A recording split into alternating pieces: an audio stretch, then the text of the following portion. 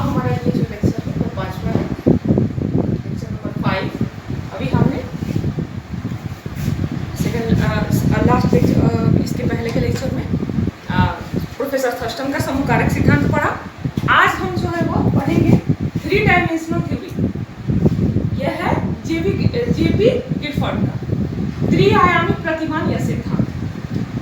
यह क्या है? बुद्धि का 3 डायमेंशनल थ्योरी, जेपी गिलफर्ड का त्रिआयामी प्रतिमान कह सकते हैं, या इसको हम सिद्धांत भी कह सकते हैं। तो यह क्या है? 3 डायमेंशनल थ्योरी। ये सारी चीजें हैं वो थ्योरी ऑफ इंटेलिजेंस के अंतर्गत आती है। जैसा कि आप अलग अलग हमारे जो ये शिक्षाविद हैं, अलग अलग जो शिक्षा शास्त्री हैं, उनके अनुसार बुद्धि की अलग अलग परिभाषाएं, अलग अलग सिद्धांत, जिनके बारे में हम जानते हैं। तो अगर बहुआयामी आया या 3 डायमेंशनल त्रिआयामी सिद्धांत आ गया, तो आप इसके अकॉर्डिंग, चूंकि आपका क्वेश्चन न छूटे, आप उसको अच्छी प्रकार से लिख पाए। तो मैं इसी के अकॉर्डिंग हम अलग अलग तरीके से इसको समझाया जा रहा है, अलग अलग तरीके से इसका रिवीजन करवा रही हूँ कि आपको अच्छी प्रकार से समझ में आ जाए। तो अब हम आज पढ़ेंगे 3 डायमेंशनल थ्योरी के बारे में। तो यह जो है वह इसमें आता है त्रिआयामी प्रतिमान सिद्धांत में। पहले है क्या? गिलफर्ड का 3 डायमेंशनल थ्योरी। पहले ये जानेंगे कि त्रिआयामी सिद्धांत है क्या। तो आइए चलते हैं।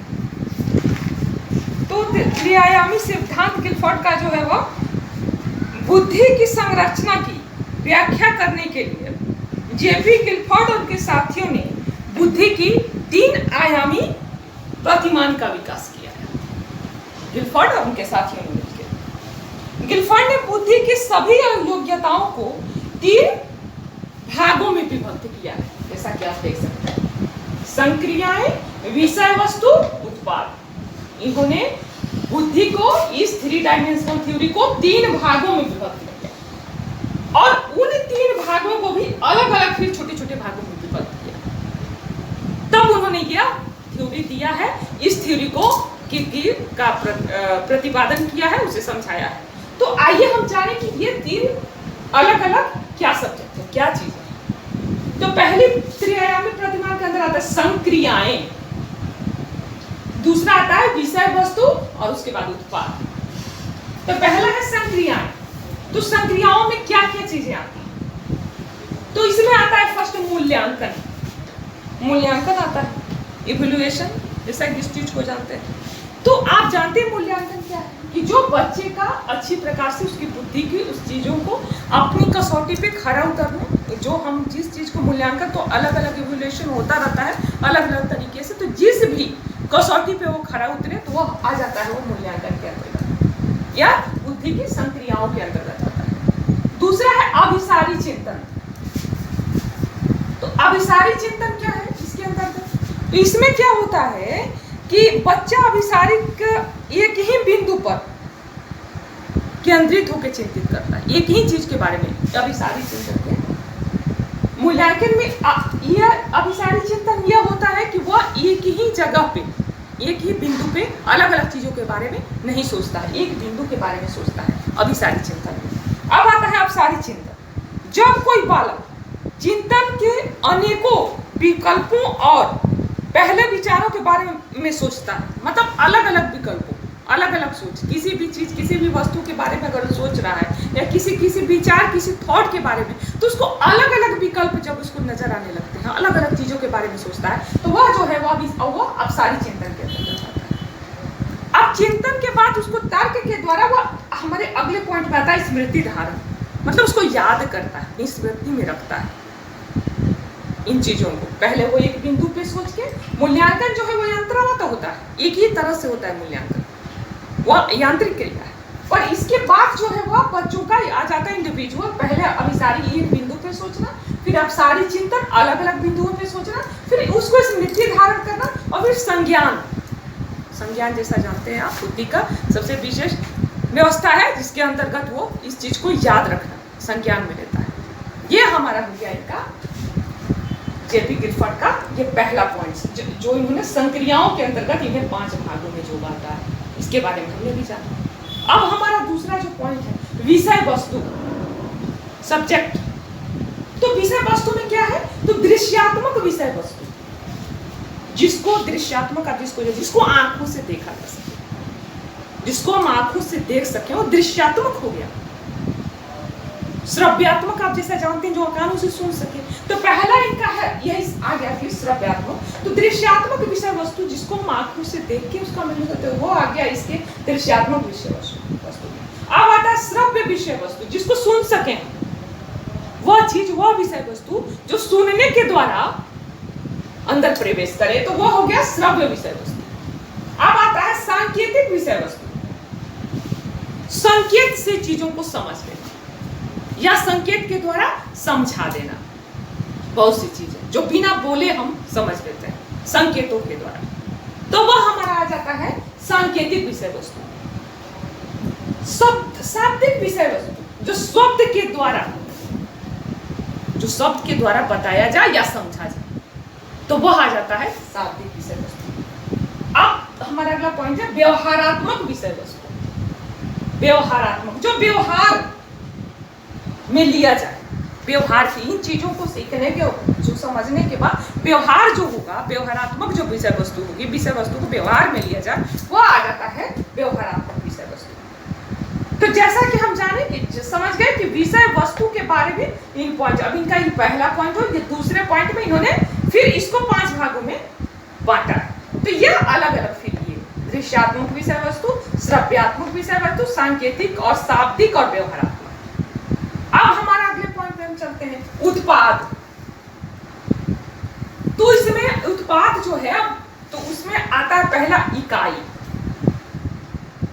इकाई, फिर आता है वर्ग, फिर उन चीजों को जोड़ता है, फिर संबद्ध, फिर पद्धतियों का निर्माण, उनका रूपांतरण और अंत में अर्थ निकलता है। तो यह उत्पाद के अंतर्गत ये सारी चीजें। तो इस तरह से इन चीजों के माध्यम से, इन 3 भागों के माध्यम से जेपी गिलफर्ड का 3 डायमेंशनल थ्योरी हमारा पूर्ण होता है। हम इसको इनके माध्यम से लिख सकते हैं। यह हमारा हो गया आज का हमारा ये हो गया इस थ्योरी ऑफ इंटेलिजेंस के अंतर्गत 3 डायमेंशनल थ्योरी। आगे हम चलते हैं अलग अलग फिर से, और अब पढ़ते हैं इसके बारे में। तो हमारा जो है कैटल का बुद्धि सिद्धांत, अब उसके बारे में जानेंगे कि क्या है R B Cattell theory of intelligence, उसके बारे में पढ़ते हैं।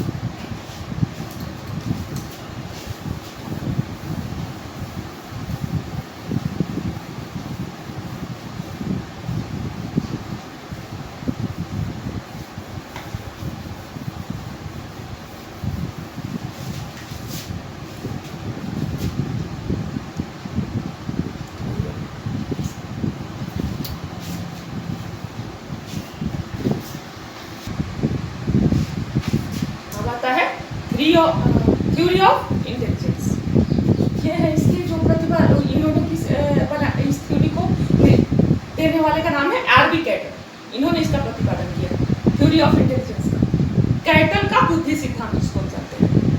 तो इन्होंने बहुत छोटे भाग में बांटा है इनको, दो भागों में बांटा है, द्रवीकृत बुद्धि और घनीकृत बुद्धि, फ्लूइड इंटेलिजेंस और क्रिस्टलाइज्ड इंटेलिजेंस, 2 भागों में बांटा है। तो अब हम जानेंगे कि पहले फ्लूइड इंटेलिजेंस क्या है। पहले जानिए कि कैटल का बुद्धि सिद्धांत क्या है थ्योरी ऑफ इंटेलिजेंस के मान में। तो रेमंड वी कैटल जो थे, उन्होंने यह जो सिद्धांत दिया वो 1963 से 1971 के बीच में। तो बुद्धि के स्वरूप को स्पष्ट किया है उन्होंने इन 2 प्रकारों के माध्यम से।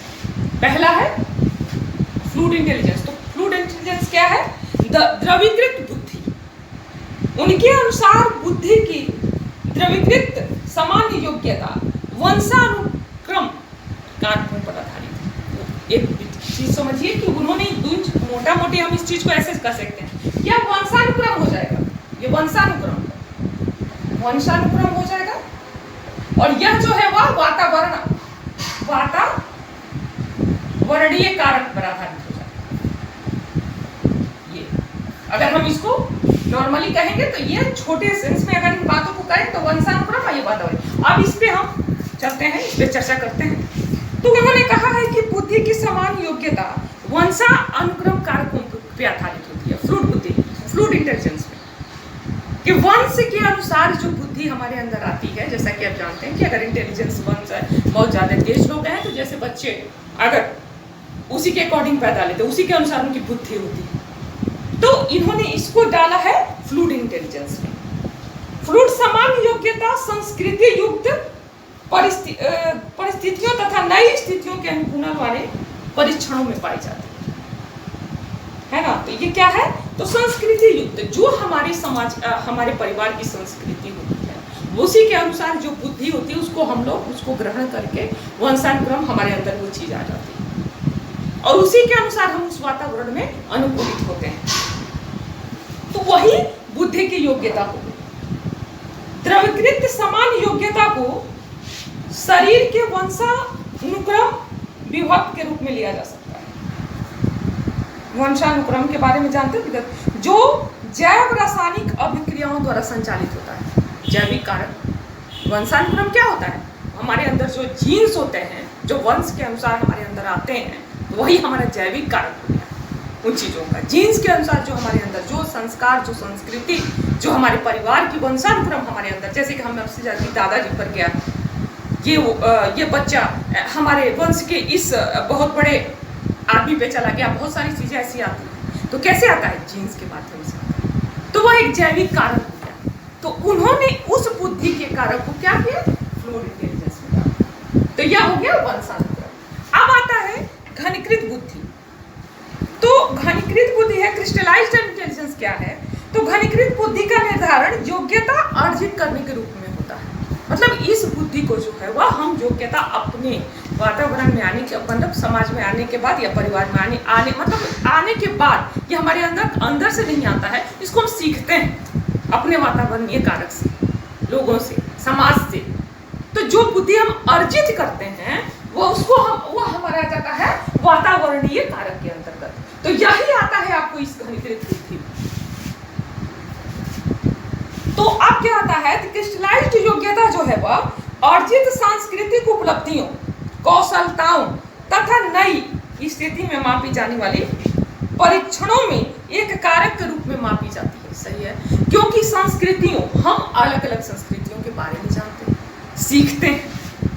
वह क्या हो गया, संस्कृति अपने परिवार की होती है। ये सांस्कृतिक मतलब जो संस्कृति, जो हमारे आसपास सांस्कृतिक वातावरण, जिस चीज को हम सीखते हैं आके यहाँ पर, और कौशलताओं को ग्रहण करते हैं, सांस्कृतिक चीजें सीखते के बारे में जान के जो कौशल, जो योग्यता हम धारण करते हैं, जिन कौशल को हम धारण करते हैं, और उसके बाद हम जो अनुकूलता जो होती है समाज में उसको उसके अनुसार, तो वह एक कारक के रूप में मापी जाती है इस बुद्धि को।